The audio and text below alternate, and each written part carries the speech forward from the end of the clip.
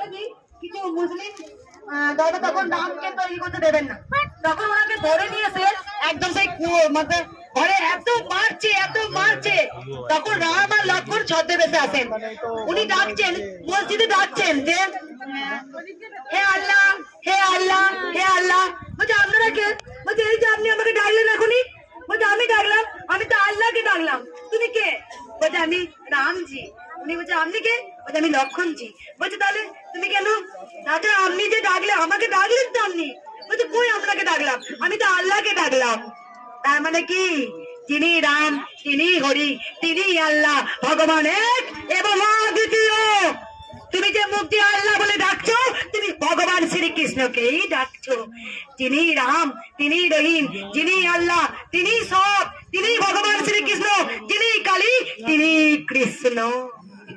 তাই দেখো এই মন্দিরে, কৃষ্ণকালী মন্দিরে অনেক মুসলিম ভক্ত এসেছেন মায়ের কাছে নিজে। কেন? বাবা লোকনাথ স্বয়ং কিন্তু মসজিদে গেছেন, পরমহংসদেব মাথায় টুপি পরে নামাজ পড়েছেন, তার জন্য তাকে কত মার খেতে হয়েছে। ওনারা বুঝিয়ে দিয়েছেন যে পার্থক্য আমরাই করি, জাত বিভেদ আমরাই বিচার করি, ভগবান কিন্তু একই আছেন। তাই অনেক জানা বলেছেন। তাই ওই মুভিটা পারলে কেউ একটু দেখবেন। আমার এই সব সিনেমা দেখতে খুব ভালো লাগে। ঠিক সেম আমার মতো আমি যে মন্দিরটা করা নিয়ে বারবার আমাকে অপদস্থ করা হচ্ছে, মন্দির করতে দেবে না। যদি গোবিন্দ সদাই থাকেন, মন্দির তো হবেই মন্দির। ভক্তরা চান দান করে ভিক্ষা করে মায়ের কাছে এনে দিয়েছেন, কি মন্দির হবে?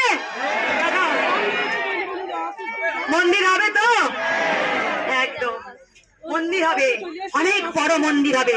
আমার স্বপ্ন আছে, যদি আমাকে মারও খেতে হয়, আমি মার খেয়েছি, যদি আমাকে জেলে যেতে হয় অবশ্যই যাব। কার জন্য যাব? যাবো তো সেই কানাইয়ের জন্য, যাবো তো তোদের জন্য, তোদের সেবা করতে এসেই তো যদি যেতে হয়। গোবিন্দ আমার কপালে যা